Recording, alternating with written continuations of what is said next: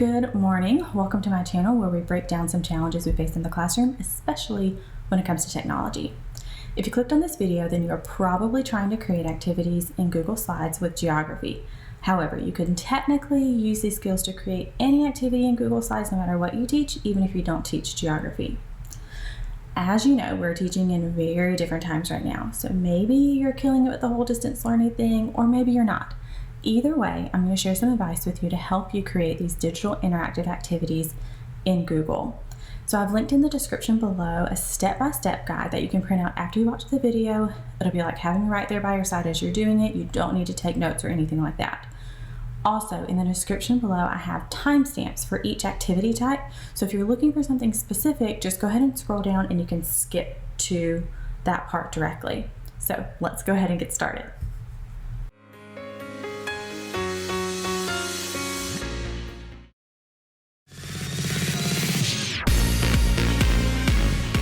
These drag or drop activities can be used in 1,000 different ways, and they are especially great for geography. I've got a few examples to share with you, but remember, your possibilities are endless. So we're just going to start with the basics. Drag the circle to Africa. Really, here you only need a few elements. You'll need your directions, you'll need a map, and you'll need a draggable circle. Now, one common problem that we face is that students will be dragging everything all over the place, not just the circle, and the slides get all kinds of messed up. So you have a couple of options to solve this problem. The first option is my personal preference. So this is where you create your background, so your directions, your map, basically anything that needs to just stay put. Create that in PowerPoint first.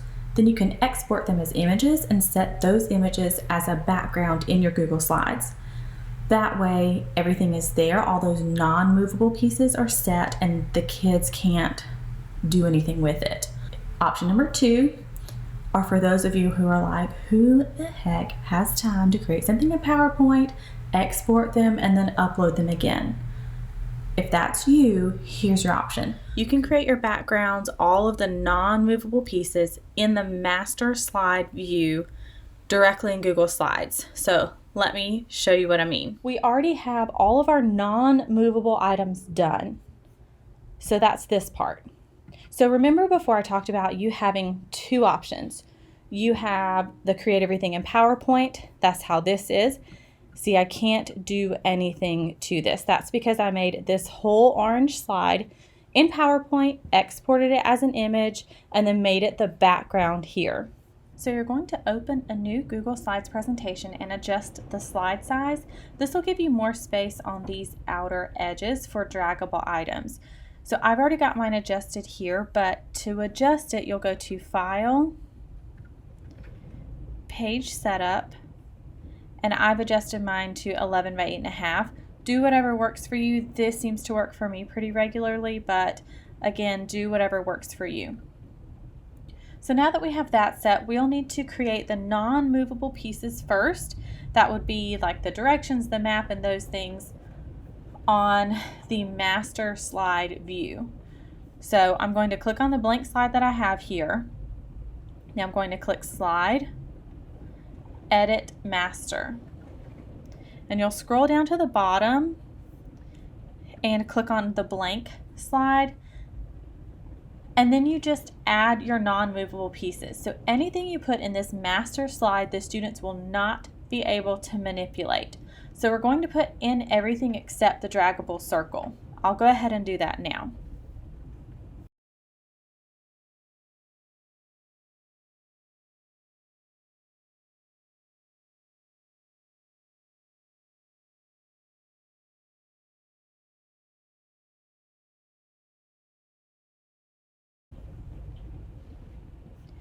Now that we have all of our non-movable pieces, I am going to exit out of this master slide view and add the draggable circle. So none of these things will the students be able to manipulate. So to exit out of this master slide view, we're going to click the X. And now you can see like I cannot edit anything in this master slide view. So now I'll be able to add the draggable circle. So to do that, you'll just insert shape, the circle, and we'll change its color and its weight. So I prefer red and about 8. We need to make the center transparent. And that's it. You can even add directions over here. Like I have in this one, you may resize the circle as needed. That is up to you. Here's another idea for a drag and drop activity. This I have inserted the map, and instead of the circle, we've done labels. The concept is the same. You get your non-movable pieces set, that's this area here, and then you add your labels. So all I've done here is I've uploaded them as images. So again, like everything else, you have options. Option 1 to create these labels is to create them in PowerPoint, then save the label itself as an image and upload them to your slide. This option is really only necessary if you're wanting to use certain images or fonts. Option 2 is to have these created in Google Slides directly. So you would insert the rectangle, double click it to type your label, get it set how you want it, and then copy and paste. So let me show you. Let's pretend I don't have any of these and we're just making them in Google Slides. So I'm going to do it on this side. So I just make my shape, double click, and it automatically puts me in there. And so we're just going to say Egypt. And then I get this set exactly how I want it. So let's say I want to do center. We want it to be white. And let's say that we want to make it bigger. And then I have that set and I can just copy and paste to do the rest of those. Here's another example of the drag and drop label activity in which you can really scaffold the levels of difficulty here. So even though I have two different concepts being addressed in these two slides, this one is dealing with nations and this one is dealing with physical features, you could do the same concept if you were scaffolding. So this one, if we were dealing with nations instead of features, if we were dealing with the nations here, this one would be a little bit easier than this one would because there's nothing for them to go on. Like at least here they can map one to the letter, but here there's kind of like free reign in the whole country. So if you were addressing the same concept, so if this were both nations or both physical features, it would be a really great scaffolding activity.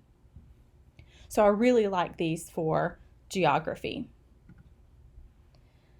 Now we're switching gears a little. We're moving away from the maps and towards a fill-in-the-blank activity.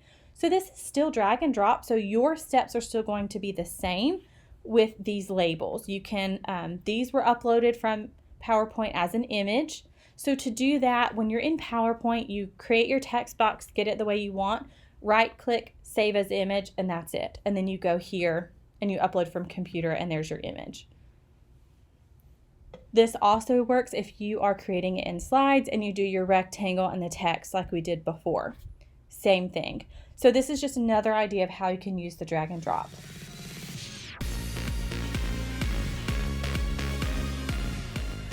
Students definitely enjoy these types of slides much more than the others. However, I have found that I get a much better response out of the students if I provide them with a template. I think we have all been here, where you give a student a blank slide, tell them all the things they need to research, and they spend 1,000 years or longer on their backgrounds and deciding their fonts. Then they're worried about pictures, and then they spend 3 days, and I get nothing of quality, and most of them aren't even done with the information that was on the checklist, but their font looks crazy with all the crazy colors mixed together that they think looks fabulous. So, no more of that. I have a few ideas that will help you out with this. And I'll go into a deep dive in a later video on different types of templates that you can create, but I want to share one idea with you today to just sort of get you started. This time for your non-movable background pieces, you're going to have a table instead of a map or text.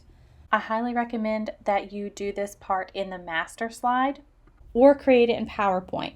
Students can get this so messed up that it'll practically be beyond repair. You can put whatever you want in the table for the students to find. I personally really like to have one slide dedicated to map images and the other slide dedicated to real images. Students really enjoy researching the real images of those new places. So to do this in Google Slides, so like I said, you either need to do this part. This one I made in PowerPoint, see they can't do anything here. And this is especially good for those younger students. So let me show you how to do the table and then inserting some of those labels and the example. So we're going to go up here to Insert, Table, and I want to do a 2x2 here. Okay, so now I want to change the text for all 4 of these at the same time because I don't want to have to do it 4 different times. So I'm going to center align it. Let's change the text. Okay, so once you have the text set, let's go ahead and make it a little bit bigger. All right, so we're going to say Egypt.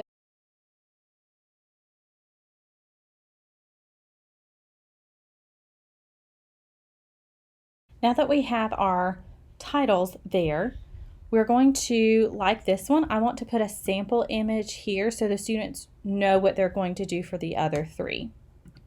So let's look for Egypt on a map. So go ahead and put your cursor where you want the image to drop, insert the image, search the web, and we'll just say Egypt on map. Let's see what we come up with. Perfect.